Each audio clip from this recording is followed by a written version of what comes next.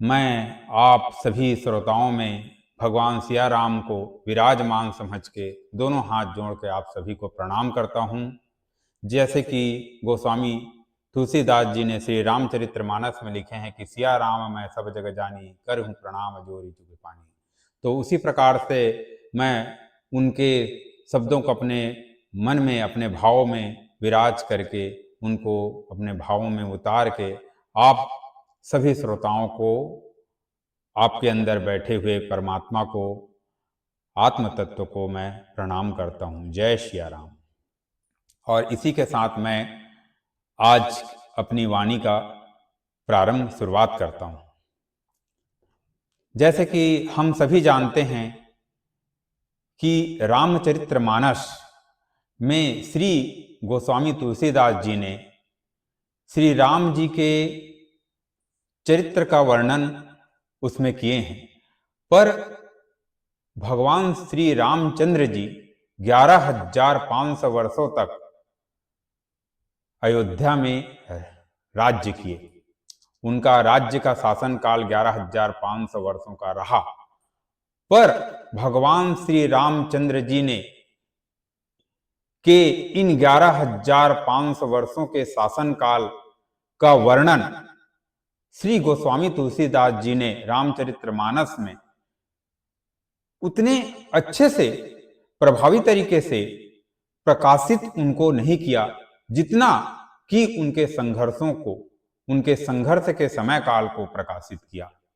जैसे कि भगवान श्री रामचंद्र और लक्ष्मण को ब्रह्म ऋषि विश्वामित्र द्वारा अपने आश्रम में राक्षसों के द्वारा उनके जो यज्ञ हवन का रक्षा करने के लिए, उनका सुरक्षा करने के लिए अपने साथ लेकर जाना, ये प्रथम उनका संघर्ष की कहानी को दर्शाता है। इसमें अयोध्या के महाराजा दशरथ बहुत ही व्याकुल भाव विभोर हो गए थे कि मेरे बच्चे तो बहुत छोटे हैं, कैसे अभी आपके सेवा में इनको समर्पित कर दूं, ये तो अभी कोमल हैं, अभी तो इनका कहने का मतलब है कि इनको समझ ही डेवलप नहीं हुआ है। इस प्रकार पिता का एक भाव वहां पे दर्शाया गया है। तो वहां पे ब्रह्म ऋषि जब उनको समझाते हैं तो भी उनको उतना समझ में नहीं आता, पर राम और लक्ष्मण के जो उनके कुल गुरु वशिष्ठ हैं उनको समझाते हैं कि अगर ब्रह्म ऋषि विश्वामित्र इनको अपने साथ लेके जा रहे हैं तो इसमें राम और लक्ष्मण की जो है इसमें भलाई ही है, उत्थान ही है। तब राजा दशरथ अपने आप को ढांढस बंधा पाते हैं और भगवान श्री रामचंद्र जी और लक्ष्मण जी उनके यज्ञ हवन का रक्षा करते हैं। ये प्रथम उनके संघर्षों को दर्शाता है। उसके बाद वहां से उनके विवाह के उपरांत अयोध्या वापस आने पर उनको राज तिलक की तैयारी करते वक्त तुरंत उनको 14 वर्ष की वनवास दे दिया जाता है। समझने की विषय वस्तु ये है, सोचने की विषय वस्तु एक ये है कि एक पल में वो जो है इतनी बड़ी भूखंड अयोध्या का वो राजा बनने वाला था और उसी पर उनको एक वनवास, वो भी 14 वर्षों का वनवास दे दिया जाता है। एक सामान्य अगर मनुष्य होते तो उनके पैरों तले जमीन खिसक जाता और वाद विवाद में उतर जाते, अपने भाग्य को कोसने लग जाते। पर भगवान श्री रामचंद्र जी ने ऐसा नहीं किया, बस कि उसने तो यह कहा कि यह तो मेरे पिताजी ने मुझे जो कार्यभार सौंपा है, जो मेरे को कार्यभार दिए हैं, वो मैं अपने सर माथे पर लगाता हूं। और मेरे पिता ने केवल मुझे केवल अयोध्या का राजा नहीं बनाया, मुझे पूरे समस्त वन का राजा बना दिया। तो इस प्रकार भगवान राम की उनकी सुदृढ़ मानसिकता को दर्शाता है और किस प्रकार वो अपने पिता के जो उनके असहमति में भी जो उनको सहमति मान के, जो उनकी माता जो कैकेयी है वो 14 वर्ष के वनवास उनके पिता से मांगे रहते हैं, जो एक संकल्प लिए रहते हैं, एक वचन लिए रहते हैं, उनके अगेंस्ट में उनको देना पड़ा, उनके उपलक्ष्य में उनको जो देना पड़ा, उनके विषय पे ये किस प्रकार से अपने पिता की गरिमा का, महिमा का बखान कर रहे हैं भगवान श्री राम, कि मेरे पिता ने मुझे सामान्य अयोध्या का राजा नहीं बनाया, बल्कि मुझे पूरे ब्रह्मांड में जितने वन हैं उनका राजा बना दिया, कानन का राजा बना दिया, अरण्य का राजा बना दिया। इस प्रकार भगवान राम की सुदृढ़ मानसिकता का परिचायक है। यह सोच उनकी सुदृढ़ मानसिकता का परिचायक है। और भगवान श्री रामचंद्र जी लक्ष्मण के साथ और माता सीता के साथ वन में चले गए, और वन में भी उन्हें बहुत ही कठिन संघर्षों का सामना करना पड़ा, क्योंकि आखिर में राम भगवान तो जो है मनुष्य रूप में आए थे और सुकुमार थे, कोमल थे, और साथ में जानकी थी, सीता मैया थी।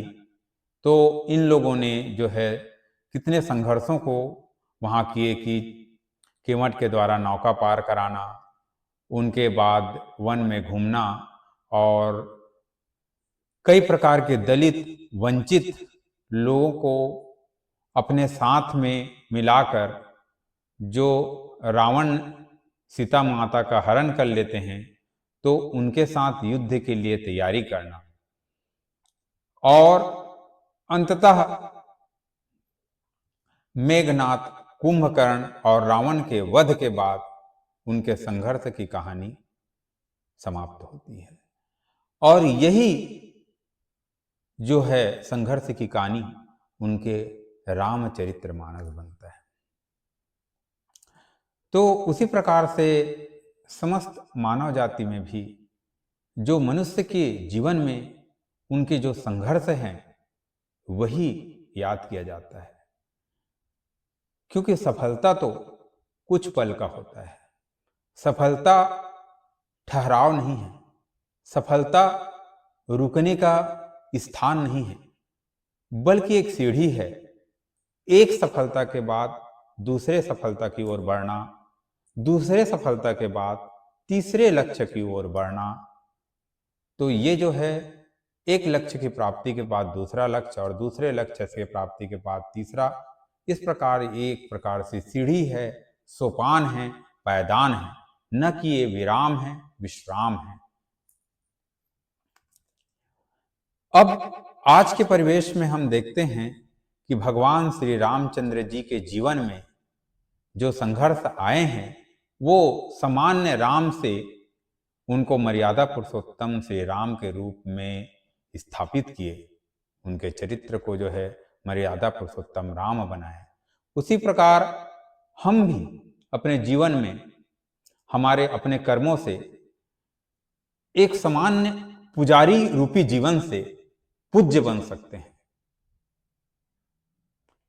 इनका उदाहरण इसी मानव समाज में विद्यमान है, जैसे कि भगवान श्री राम मानव बन के ही धरती में उपस्थित हुए और अपने जीवन को पुजारी से पूज्य किए।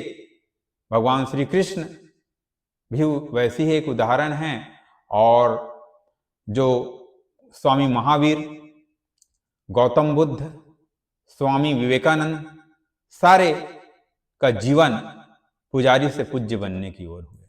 आज हम उनकी पूजा करते हैं, आराधना करते हैं। पर सोचने वाली विषय वस्तु यह है कि हम में भी ब्रह्म स्थित है। हम भी चाहें तो पुजारी से पूज्य की यात्रा प्रारंभ कर सकते हैं, पुजारी से पूजनीय होने की यात्रा प्रारंभ कर सकते हैं। पर इसे कैसे इंप्लीमेंट किया जाए, कैसे जीवन में उतारा जाए कि हम पुजारी से पूज्य हो जाएं, हमारी जीवन लोगों के और समाज के लिए प्रेरणादायक हो जाए।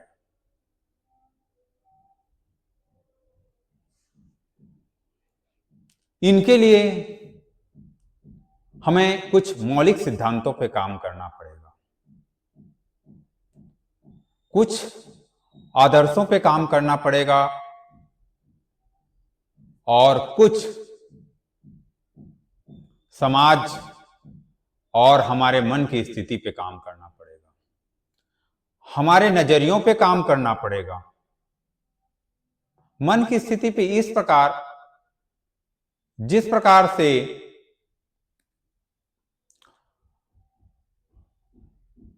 आज एक परिस्थिति ऐसा डेवलप हो रहा है कि समस्त संसार में ऐसा वातावरण, ऐसा समय आने वाला है कि आज 50% लोग मानसिक रोग से या मानसिक रोग से ग्रसित हो गए हैं, मानसिक रोगी होते जा रहे हैं, मन खिन्न होते जा रहा है, छोटे छोटे बातों पे मन खिन्न हो जा रहा है, ईर्षा, द्वेष, जलन, ये सारे चीजों मन में गहराता जा रहा है, पैठ बनाता जा रहा है। इसे हमें अपने मन को या मन के ऊपर कार्य करके इसको रिमूव करना है, इसको हटाना है और अपने मन को सुदृढ़ करना है। तो बेसिक चीजें क्या है? तो बेसिक चीजें हैं इसमें ब्रह्म मुहूर्त करना। खासकर मैं अपने विद्यार्थी भाई बहनों को संबोधित कर रहा हूं तो बोलना चाहूंगा कि वो सभी ब्रह्म मुहूर्त करें। अब ब्रह्म मुहूर्त में ही पढ़ने का या मन की स्थिति पे काम करने का समय क्यों कहा गया है ब्रह्म मुहूर्त को? क्योंकि ब्रह्म मुहूर्त में मंदिरों में पूजा प्रार्थना किया जाते रहते हैं, होता रहता है, मस्जिदों में अजान होता है, गुरुद्वारा में गुरु ग्रंथ साहब का बखान होते हैं, उनके गुरु ग्रंथ साहब का उच्चारण होते हैं और उस समय हम सब प्रेयर करते रहते हैं तो ब्रह्मांड में एक सकारात्मक एनर्जी का विकास होता है। तो इस समय जो ब्रह्म मुहूर्त होता है वो अपने मन के विषय पे काम करने के लिए, अध्यात्म के विषय में काम करने के लिए पठन पाठन और एक आध्यात्मिक उन्नति का समय होता है। इस समय में किया गया कार्य हमारे ब्रह्मचर्य को बढ़ाता है, क्योंकि इस समय वातावरण बहुत शुद्ध रहता है, सात्विक रहता है, वाइब्रेशन उस समय हमारे वातावरण में बहुत ही सात्विक वाइब्रेशन बहते रहती है उस समय। और मैं अपने इस संदेश के माध्यम से, अपने वाणी के माध्यम से एक संदेश देना चाहता हूं कि बच्चों को अपने मन की स्थिति को अच्छे करने के विषय में, मन को सुदृढ़ करने के विषय में सोचना पड़ेगा कि कैसे हम अपने मन को स्ट्रांग करें, बेटर से बेस्ट करें, इस विषय पे सोचना पड़ेगा।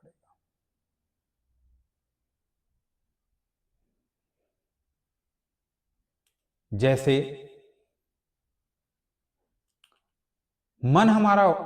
मन पे कार्य करने पे हमारा शरीर वैसे ही परफॉर्मेंस लाता है कि ब्रह्मांड हमें उसी प्रकार से परफॉर्मेंस देता है, जैसे मैं एक स्टोरी के माध्यम से आपको सुना रहा हूं। दो लकड़हारे होते हैं, दोनों उसी समय पे बिस्तर से उठकर लकड़ी काटने के लिए जंगल की ओर जाते हैं और लकड़ी काटते हैं।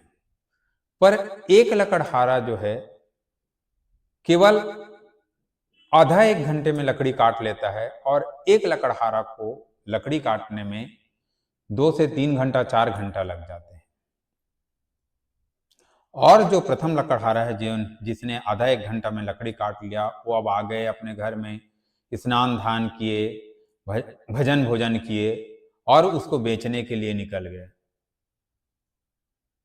और बेचने के बाद उनसे जो अर्थ की प्राप्ति हुई, उससे अपने जीवन को सुंदर बनाने के लिए, बच्चों के लिए कपड़े, मिठाई और इस प्रकार अपने रोजमर्रा के जीवन के लिए सब चीज जो है लेके आ गए।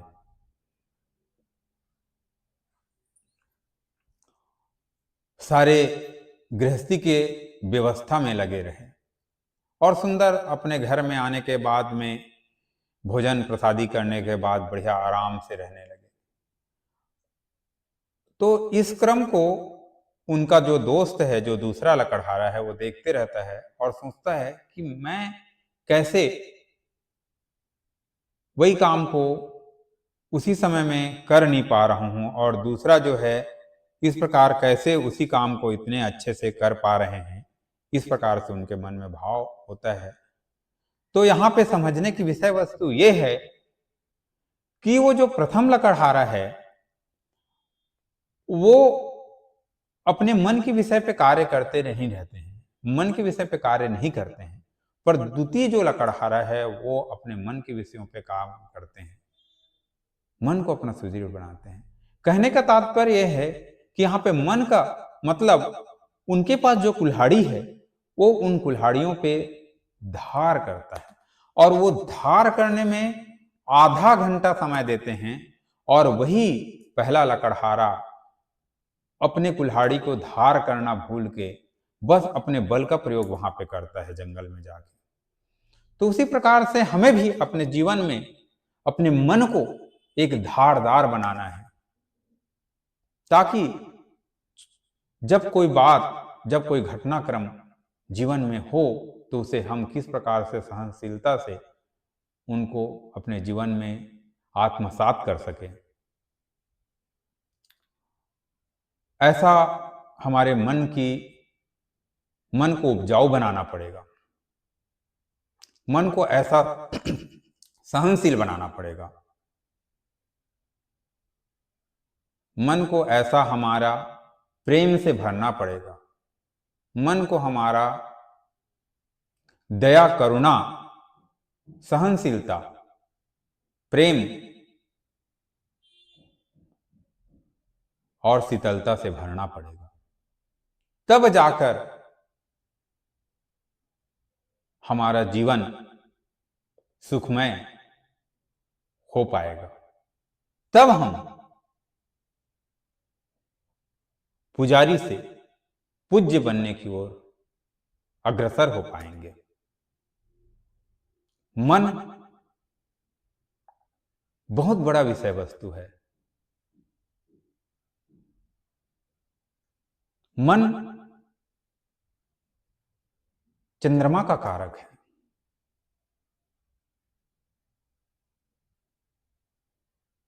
कहा भी गया है कि चंद्रमा मन का कारक है और सूर्य पिता का कारक है। तो हमें अपने मन के विषयों पे इस प्रकार से काम करने होंगे जिस प्रकार संपूर्ण ब्रह्मांड में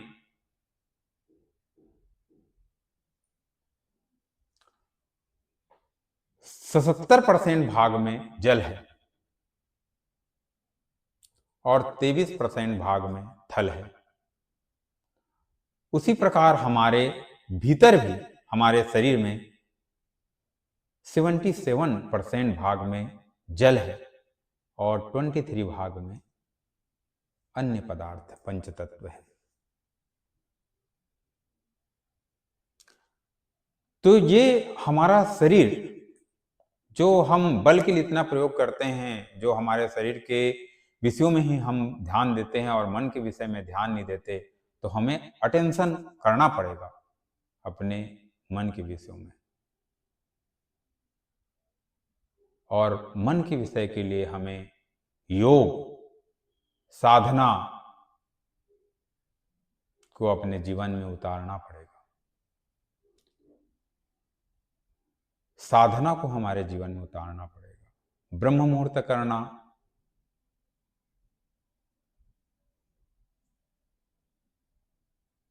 अमृत बेला करना, योग करना, साधना करना, मेडिटेशन करना, प्राणायाम करना, ये सब मन का खुराक है, मन को पुष्ट करने का खुराक है। अब जब मन हमारा पुष्ट हो जाएगा तो हमारा काम शरीर से ज्यादा मन करने लग जाएगा, फिर हमारा शरीर थकेगा नहीं। उसमें मन का 77% अहम रोल रहेगा। कहा भी गया है, जो शब्दों को जीतता है वो अच्छे वक्ता होते हैं। जो शब्दों को जीतते हैं वो अच्छे वक्ता होते हैं, और जो मौन को जीतता है, या तो मैं बोलूं कि जो मौन को जीता है वो ज्ञानी होता है।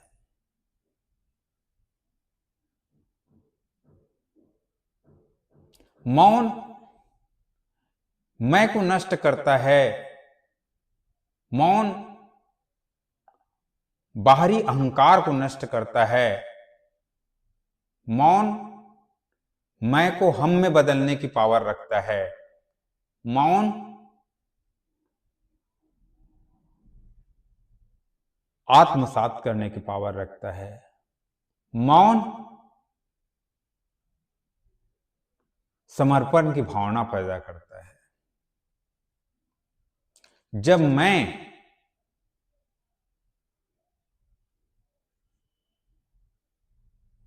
शब्द विलोपित हो जाए, मैं शब्द का भान न रहे, तब मुझ में, और जब मुझ में मैं होने का अहंकार न रहे, मैं से हम बनने की ओर, मैं से हम सब बनने की ओर इस प्रकार के भाव उत्पन्न हो तो हमारा जीवन सुंदर से अति सुंदर हो जाएंगे। तो हमें जो मेडिटेशन है, जो अटेंशन है, ध्यान है, साधना है, वो हमारे जीवन को श्रेष्ठ से श्रेष्ठतम बनाने की ओर ले जाता है, उच्च से उच्चतम बनाने की ओर ले जाता है, बेटर से बेस्ट बनाने की ओर ले जाता है।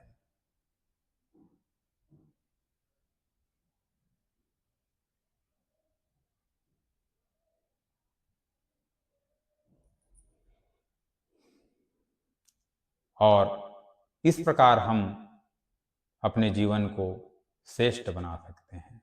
अगर हो गए हो बेहतर तो बेहतरीन होने का प्रयास करिए। अगर बन गए हो नदी तो समंदर बनने का प्रयास करिए। जय सिया राम, जय श्री महाकाल। आप सभी के अंदर बैठे परमात्मा को फिर से मैं नमन करता हूं और अपनी वाणी को यहीं पे विराम देता हूं। जय श्री महाकाल, जय सिया राम।